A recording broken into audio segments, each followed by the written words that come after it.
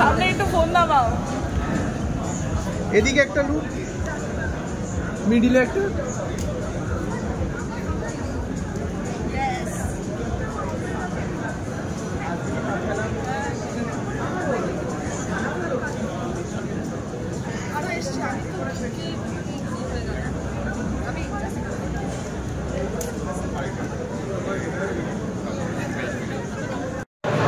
Dolphin অনেকটা স্বাভাবিক। Dolphin মানে যবে থেকে চরিত্রটা আমি হ্যাক করেছি বা যবে থেকে চরিত্রটা আমার হাতে এসছে তবে থেকে আমার মাথার মধ্যেই ছিল যে ডলফিনকে আমি শুধু তো আমি সাঁতার কাটতে দেবো না, ওকে আমি আরও অনেক জায়গায় নিয়ে যাবো, ওকে আমি আরও সাঁতার কাটাবো, গর্ব করা।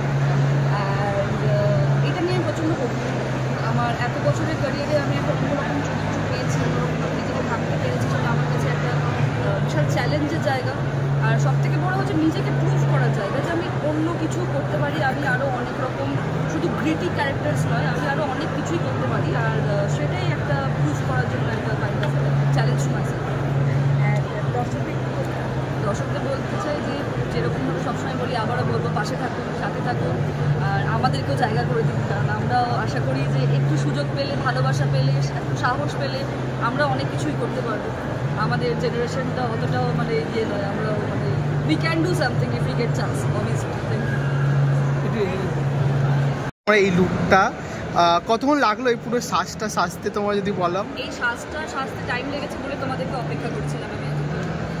ও আচ্ছা, তোমার ভূমিকা ব্যাপারে যদি একটু বলো অডিয়েন্সদেরকে। আমার ক্যারেক্টারটা খুবই একটা বাবলি জলি একটা মেয়ে, যে প্রচণ্ডভাবে নিজেকে ডিগনিফাইড রাখতে পছন্দ করে, যে প্রচণ্ডভাবে নিজে অনেস্ট থাকতে পছন্দ করে, লয়াল থাকতে পছন্দ করে। আর সে চায় না কোনোদিনও কোনো ইজি স্টেপস বা কোনো শর্টকাট অ্যাপ্লাই করে নিজের ক্যারিয়ারটাকে তৈরি করতে। তো Dolphin Ganguly is a role model.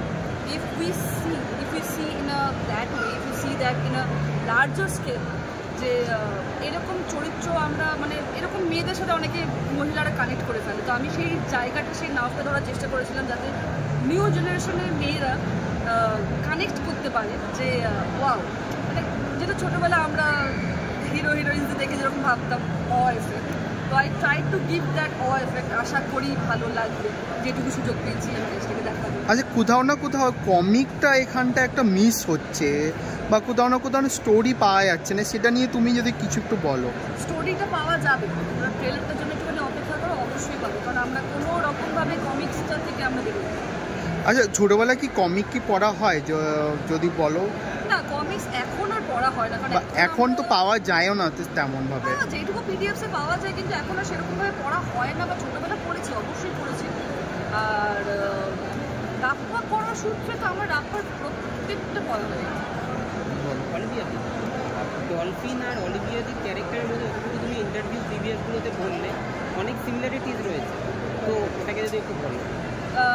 Olivia আর ডলফিনের সবথেকে বড় সিমিলারিটি হচ্ছে যে দুজনেই প্রচণ্ড লয়াল আর দুজনেই প্রচণ্ড জলি।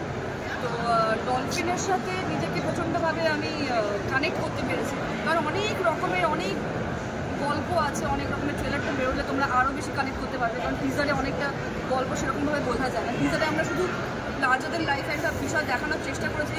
রাপ্পাটা যেরকম তোমরা পড়েছো, তোমরা একদম ডিফারেন্ট ওয়েতে সিনেম্যাটিক্যালি দেখছো, সেটা একটা গ্লিমস জাস্ট।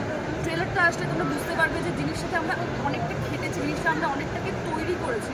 কারণ কমিক্সের মধ্যে সবটা থাকে না, ইন্টারপ্রেট করাটা খুব মুশকিল হয়, বাট স্টোরি লাইনটাকে তোলার জন্য আমাদেরকে অনেক কিছু একটু ভাঙতে হয়, সেটা সিনেম্যাটিক লাইসেন্স আমাদের সবারই থাকে। লাস্টে দর্শক কি বলতে চাই?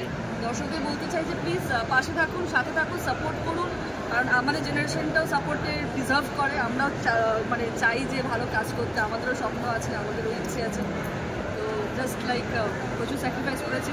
Thank you.